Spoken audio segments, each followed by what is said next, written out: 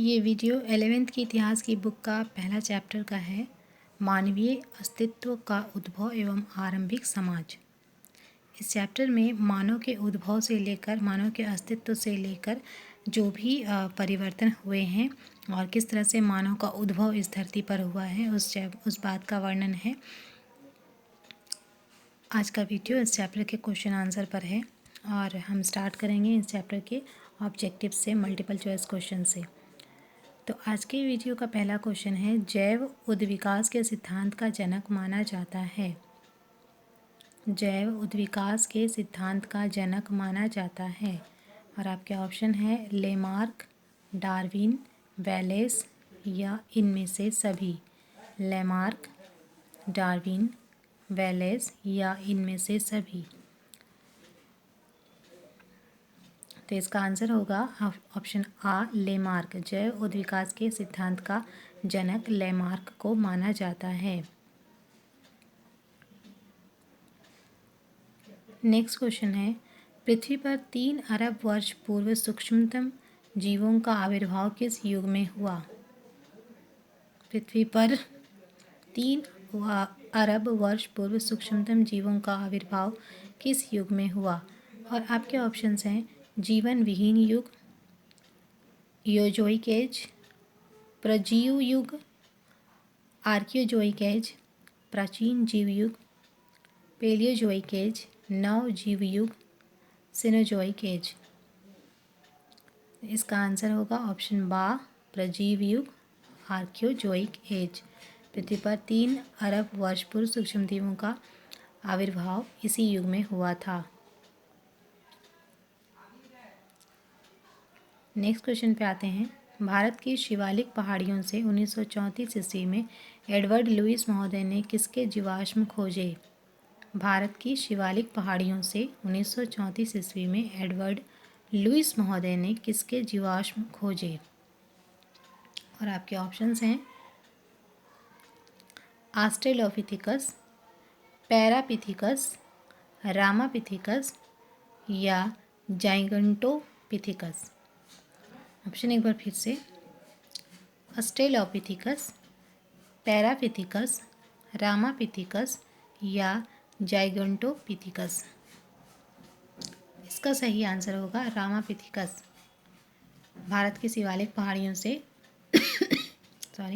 1934 ईस्वी में Edward Lewis महोदय ने रामापिथेकस के जीवाश्म खोजे थे।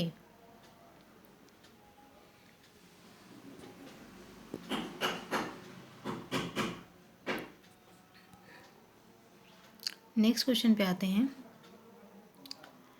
पिथिकेंथ्रोपस इरेक्ट्स नाम यूजीन डुबोई ने किसे दिया? पिथिकेंथ्रोपस इरेक्ट्स नाम यूजीन डुबोई ने किसे दिया? यूजीन डुबोई ने जो खोज की थी उसमें जो अवशेष उन्हें मिले पिथिकेंथ्रोपस, उसको उन्होंने क्या नाम दिया, ये सवाल पूछा गया है। और आपके लिए ऑप्शन दिए हैं नियंडरथल मानव, हीडेलबर्ग मानव, पिकिंग मानव या जावा मानव। नियंडरथल मानव, हीडेलबर्ग मानव, पिकिंग मानव या जावा मानव। इसका सही आंसर होगा ऑप्शन ड, जावा मानव। नेक्स्ट क्वेश्चन पे आते हैं, चीन में पिकिंग मानव की खोज से संबंधित हैं। चीन में पिकिंग मानव की खोज से संबंधित हैं। आपके ऑप्शन हैं J.G. Anderson, Davidson black, W.C. पेई या इनमें से सभी। ऑप्शन एक बार फिर से, J.G. Anderson, Davidson black, W.C. पेई या इनमें से सभी। तो इसका करेक्ट आंसर होगा ऑप्शन द, इनमें से सभी, क्योंकि चीन में पिकिंग मानव की खोज इन तीनों ने की थी, J.G. एंडरसन ने भी, डेविडसन ब्लैक ने भी और W.C. पेई ने भी। सो इसका ऑप्शन सही ऑप्शन होगा इनमें से सभी, ऑप्शन द।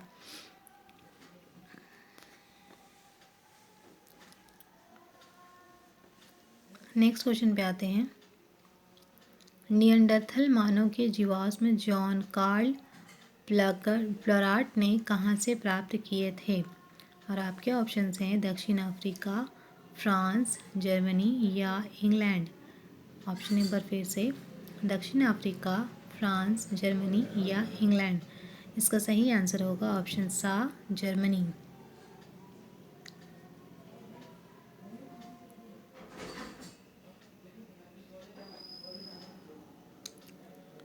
नेक्स्ट क्वेश्चन पे आते हैं। नेक्स्ट क्वेश्चन है, रेमंड डॉट ने दक्षिण अफ्रीका के बेचुआनालैंड की टोंग घाटी से 1924 ईस्वी में किसके जीवाश्म प्राप्त किए? ऑप्शन एक बार फिर से, रेमंड डॉट ने दक्षिण अफ्रीका के बेचुआनालैंड की टोंग घाटी से 1924 ईस्वी में किसके जीवाश्म प्राप्त किए?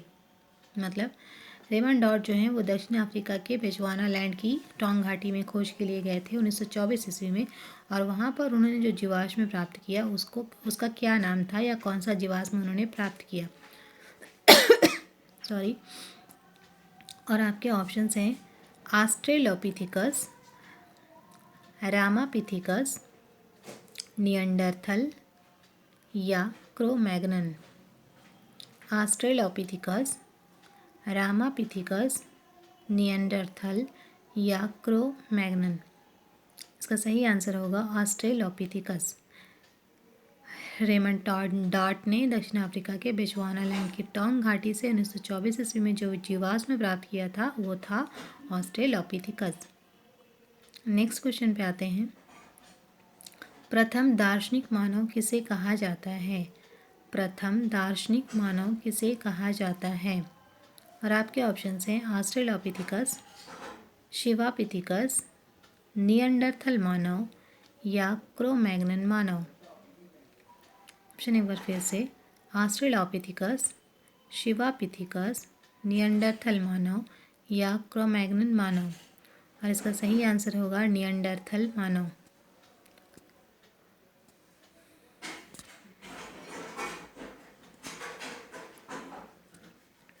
नेक्स्ट है, आग का प्रयोग सर्वप्रथम किस मानव द्वारा किया गया? आग का प्रयोग सर्वप्रथम किस मानव द्वारा किया गया? और आपके ऑप्शन हैं ऑस्ट्रेलोपिथिकस, रामापिथिकस, जाइगंटोपिथिकस या निएंडरथल। ऑप्शन एक बार फिर से, ऑस्ट्रेलोपिथिकस, रामापिथिकस, जाइगंटोपिथिकस या निएंडरथल। इसका सही आंसर होगा ऑप्शन द निएंडरथल मानव। आग का प्रयोग सर्वप्रथम निएंडरथल मानव द्वारा किया गया था। नेक्स्ट क्वेश्चन पे आते हैं।